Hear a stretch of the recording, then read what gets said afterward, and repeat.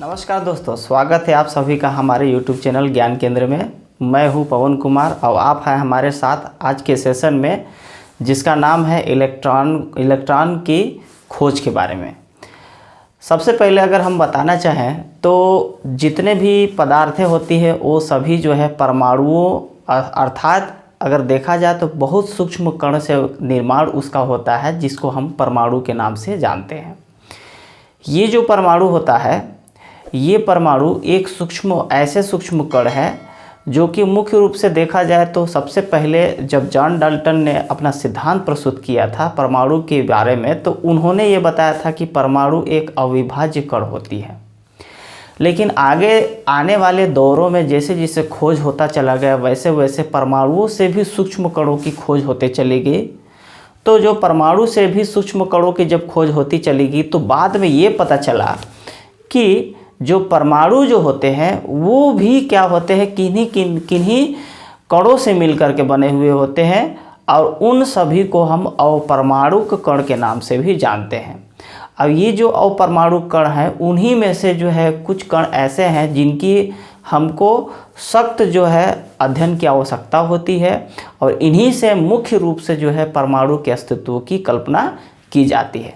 अगर हम देखें तो वो कौन कौन से अपरमाणु कण होते हैं, तो अगर देखें तो मान लीजिए परमाणु है, तो परमाणु जो है सबसे सूक्ष्म कण हो गया, लेकिन इससे भी सूक्ष्म कण हो जाएंगे।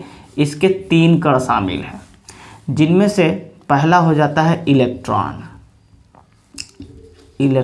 हो गया। इलेक्ट्रॉन के बाद हो जाएगा प्रोटॉन हो जाएगा। फिर उसके बाद जो होगा वो होगा न्यूट्रॉन।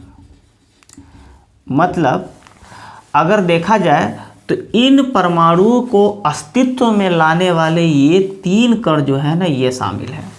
मतलब अगर इन 3 कणों को अगर हम क्या कर दें, शामिल कर दें, तब इस परमाणु का क्या होता है, अस्तित्व होता है। मतलब परमाणु में पाए जाने वाली इन्हीं 3 कणों से क्या होती है, उस परमाणु का अस्तित्व माना जाता है। तो इन्हीं 3 कणों को हम क्या कहते हैं, परमाणु के अस्तित्व का वो कण कहते हैं, जिसको आप परमाणु कण भी बोल सकते हैं। इसके अलावा भी परमाणु में कण पाए जा सकते हैं, पॉजिट्रॉन हो जाएंगे और भी मेसान हो जाएंगे, इस तरह के भी कण पाए जाते हैं। तो जो परमाणु में पाए जाने वाली जो कणें होती हैं ना, उन कणों के माध्यम से ही परमाणु का अस्तित्व होता है। और इसी परमाणु के एक कण जिसका नाम है इलेक्ट्रॉन, उन इलेक्ट्रॉनों के खोज के बारे में आज हम सबसे पहले उसकी जानकारी को हम आपको बताना चाहते हैं। और ये जो जानकारी है ये बहुत ज़्यादा इम्पोर्टेंट है, इसलिए आप इस वीडियो में शुरू से अंत तक ज़रूर बने रहिए। चलिए शुरू। मान लीजिए हम इलेक्ट्रॉन की खोज की बात करें तो इलेक्ट्रॉन की किस प्रकार से खोज हुई उसके बारे में बताते हैं। तो सबसे पहले हम इससे पहले एक इलेक्ट्रॉन की खोज से पहले की जो कल्पना होती है उसको हम सबसे पहले आपके सामने देते हैं। तो आप नाम सुने होंगे माइकल फैराडे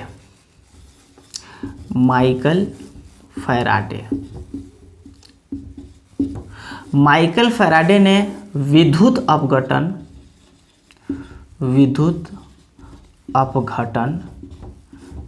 के नियम को प्रस्तुत किया। इन्होंने क्या किया, विद्युत अपघटन का नियम दिया, जो माइकल फैराडे ने दिया। ये जो माइकल फैराडे जो वैज्ञानिक हैं, इन्होंने विद्युत अपघटन में क्या कहा कि यदि हम किसी विलयन में, मान लीजिए ये विलयन है, इस विलयन में हम विद्युत अपघट्य पदार्थ का जो घोल तैयार है, इसमें हम अगर मान लीजिए इलेक्ट्रोड डाल करके जब इसमें हम क्या करते हैं, विद्युत धारा का प्रवाह करते हैं, यानी कि इलेक्ट्रिक जब हम करंट इसमें क्या करते हैं, देते हैं, तो इलेक्ट्रिक करंट देने से इस विद्युत अपघट्य के जो भी विलयन है ना, इसमें एक प्रकार का रासायनिक अपघटन होना चालू हो जाता है। और इस रासायनिक अपघटन से इस विलयन के भौतिक गुणों में परिवर्तन हो जाता है। और इन भौतिक गुणों में परिवर्तन होने की वजह से इनके इलेक्ट्रोडों में क्या होने लगता है, पदार्थों का जमाव होने लगता है। जब इनके इलेक्ट्रोडों में जब पदार्थों का जमाव होना चालू हो जाएगा तो पदार्थों के जमाव होने पर इसमें ये जो पदार्थों का जब जमाव हो जाता है तो किसी भी इलेक्ट्रोड पर, तो उस पदार्थों के जमाव से ये जो है प्रस्तुत किया गया कि जो विद्युत धारा का प्रवाह होता है मुख्य रूप से, ये जो प्रवाह होता है मुख्य रूप से कणिकीय प्रकृति के विद्युत होते हैं। इसका मतलब ये होता है, उन्होंने ये बताने का कोशिश किया कि जो विद्युत धारा होता है, जो विद्युत होता है, वो एक कणिकीय प्रकृति का होता है। ये कण के समान पाए जाते हैं जो कि धारा को क्या करते हैं, एक स्थान से दूसरे स्थान तक ले जाने का काम करते हैं। तो इस प्रकार से माइकल फैराडे ने क्या किया, उस विद्युत धारा को कणिकीय प्रकृति के रूप में प्रस्तुत करके उन्होंने ये बताने का काम किया कि ये एक प्रकार का कण होता है जिससे विद्युत धारा का प्रवाह होता है। अब चलिए, इन्होंने तो अपने हिसाब से इस प्रकार से जो है इलेक्ट्रॉनिक खोज को प्रस्तुत करते हुए उन्होंने इस प्रकार से अपना एक खोज बता करके, अपना एक सिद्धांत बता करके इसको समझाने का प्रयास किया। जो अब आगे की ओर चला जाए तो 19वीं शताब्दी के बहुत सारे वैज्ञानिकों ने इन्हीं इलेक्ट्रॉनों की खोज के लिए अलग अलग अपना अपना सिद्धांत प्रस्तुत करना चालू किए, जिसमें से कुछ वैज्ञानिक ऐसे थे जिनका आज भी क्या होता है, उनका जो है नाम होता है इलेक्ट्रॉनिक खोज के लिए, इलेक्ट्रॉनों के खोज के लिए। तो उन्हीं में से एक वैज्ञानिक है जिनका नाम है J Thomson. J Thomson. J Thomson ने, ये एक वैज्ञानिक हैं जिन्होंने इलेक्ट्रॉन की खोज करने के लिए इन्होंने सबसे पहले कैथोड किरणों की खोज का व्याख्या किया। बताया जाता है कि जब इलेक्ट्रॉन की खोज नहीं हुई थी, उससे पहले जब विद्युत धारा का प्रवाह होना जब माना गया, तो विद्युत धारा के प्रवाह को उन्होंने क्या किया, एक विसर्जन नलिका में, कि एक विसर्जन नलिका होती है, इस विसर्जन नलिका को मान के चलिए इस तरह से माने हम, ये एक विसर्जन नलिका जिसमें 2 इलेक्ट्रोड पाया जाता है। इसमें एक इलेक्ट्रोड धनावेश होता है तो एक इलेक्ट्रोड ऋणावेश होता है। इस धनावेश इलेक्ट्रोड को एनोड कहा जाता है और इस ऋणावेशित इलेक्ट्रोड को कैथोड कहा जाता है। कैथोड कहा जाता है।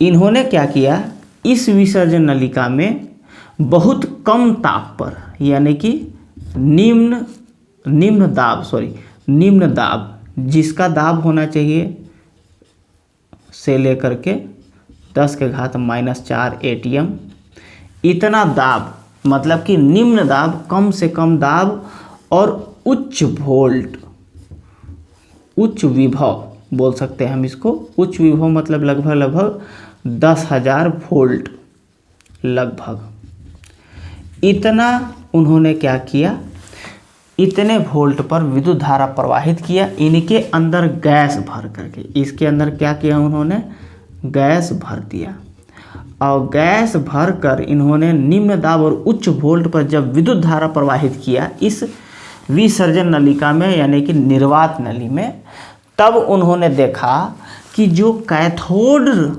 का जो इलेक्ट्रोड होता है, इस कैथोड के इलेक्ट्रोड से एक तीव्र प्रकाश जो होता है वो एनोड की ओर गति करती हुई नजर आती है चमकीले रूप से, जिससे ये सिद्ध होता है कि कैथोड से निकलने वाली जो भी किरणें होती है वो कैथोड से एनोड की ओर आकर्षित होती हुई उन्होंने देखा ये चीज़ कि इस तरह से जो इलेक्ट्रोड, कैथोड जिसको बोलते हैं, उससे एनोड की ओर आने वाली जो किरणें होती है वो एनोड की ओर आकर्षित होती है, जिसके वजह से इस किरण का उन्होंने नाम दे दिया कैथोड किरण। इन्होंने नाम दे दिया कैथोड किरण, जिसको कैथोड रे कहते हैं। ये जो कैथोड रे की जो प्रकृति होती है वो मुख्य रूप से ऋणात्मक रूप में होती है, इसलिए वो कैथोड के जो इलेक्ट्रोड है वहाँ से वो एनोड के इलेक्ट्रोड की ओर आकर्षित होती है, जिसके वजह से ये सिद्ध हो जाता है कि कैथोड रे में ऋणावेश पाया जाता है। अब ये ऋणावेशित होने के वजह से ही ये एनोड की इलेक्ट्रोड की ओर क्या होते हैं, आकर्षित होते हैं। अब इस प्रकार से अगर देखा जाए तो सर जे थॉमसन ने क्या किया, कैथोड किरणों की खोज की। अब इस कैथोड किरणों की खोज करने के बाद फिर इलेक्ट्रॉनों की खोज का एक रास्ता एक तरीक़े से उनको मिल गया कि अब जो है इलेक्ट्रॉनों की खोज आसानी से हो सकती है, क्योंकि इलेक्ट्रॉन जो होते हैं वो भी ऋणावेशित होते हैं और कैथोड जो होते हैं वो भी क्या होते हैं, ऋणावेशित होते हैं। तो आगे उनके कुछ वैज्ञानिक साथी भी थे, है ना। उन वैज्ञानिक साथी ने भी क्या किया, सर जे थॉमसन के जो भी प्रयोग है उन्होंने प्रयोग को अच्छे तरीके से साबित करके उन्होंने क्या किया, इस कैथोड किरण से इलेक्ट्रॉन की खोज का एक नया रास्ता उनके साथ जोड़ दिया। तो कैसे किया उन्होंने, आइए जानते हैं। अगर देखा जाए तो उनके खोज में अगर देखा जाए तो जे थॉमसन की खोज के लिए जो कैथोड किरणों की खोज, जो इलेक्ट्रॉनों की खोज का जो मार्ग था, उनमें जो है देखिए यहाँ पे 3 तरह के वैज्ञानिक हैं। तीनों वैज्ञानिक ने, जिसका नाम है जी John Stoney, sir Julius Plucker और विलियम क्रूक्स, ये सभी वैज्ञानिकों ने क्या किया, सर जे थॉमसन के जो इलेक्ट्रॉनिक खोज है इस खोज का उन्होंने क्या किया, साथ देना प्रारंभ किया। जब इसकी खोज में कई प्रयोग किए गए, इन सभी वैज्ञानिकों ने क्या किए, कई प्रयोग किए और प्रयोग करके इनके द्वारा जो भी इलेक्ट्रॉनिक खोज की उसको पूर्ण रूप से सुदृढ़ बनाने में लग गए। तो अगर देखा जाए तो जब जे थॉमसन ने कैथोड किरण की खोज की तो इस कैथोड किरण को उन्होंने इलेक्ट्रॉन का नाम शुरू में नहीं दिया था, बल्कि उन्होंने क्या किया, इसको कार्पसल्स का नाम दिया। उन्होंने कार्पसल्स कण कहा। ये जो कार्पसल कण है, उन्होंने ये बताया कि जो कैथोड किरण होते हैं वो एक कणकीय प्रकृति के होते हैं, कण के समान होते हैं, इसलिए इसको उन्होंने कहा कार्पसल्स कण। ये जो कार्पसल्स कण है उसको इन सभी वैज्ञानिकों ने क्या किया, और अपने प्रयोगों को सिद्ध करते हुए जी जॉन स्टोनी नामक वैज्ञानिक ने इस कार्पसल कण का नाम बदल करके उसको इलेक्ट्रॉन का नाम दे दिया, इलेक्ट्रॉन। उसी टाइम से सन 1897 में जो खोज की गई, जो कणिकीय प्रकृति का कैथोड किरण था, उसको उन्होंने क्या किया, इलेक्ट्रॉन का नाम दे दिया। मतलब जी जॉन स्टोनी नाम के वैज्ञानिक ने इस जे थॉमसन के द्वारा खोजी गई जो एक कैथोड किरण थी, जिसका प्रकृति कणिकीय रूप में होता है, उसको जिन्होंने कार्पसल्स कण का नाम दिया था, उन्होंने जी जॉन स्टोनी नाम के वैज्ञानिक ने क्या किया, उन्हीं के द्वारा जो खोजी गई जो कार्पसल्स कण है उसको उन्होंने इलेक्ट्रॉन का नाम दे दिया। ठीक उसी प्रकार से आज तक जो है इलेक्ट्रॉन का नाम आज भी जो है उस कैथोड किरण के रूप में हम लोग जानते हैं। तो अगर देखा जाए तो ये सभी वैज्ञानिकों ने इस सर जे थॉमसन का पूरा सहयोग किया। इस तरीक़े से इलेक्ट्रॉन की खोज हुई। अब इलेक्ट्रॉन की खोज के लिए उनको सन 1906 में नोबेल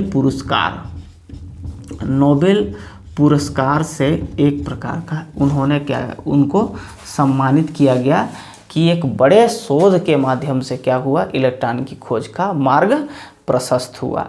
तो आज तक हम लोग जो जानते आए हैं कि इलेक्ट्रॉन की खोज कैसे हुई, इस इलेक्ट्रॉन की खोज की कहानी इसी प्रकार है कि इलेक्ट्रॉनों की खोज हम कैसे किए।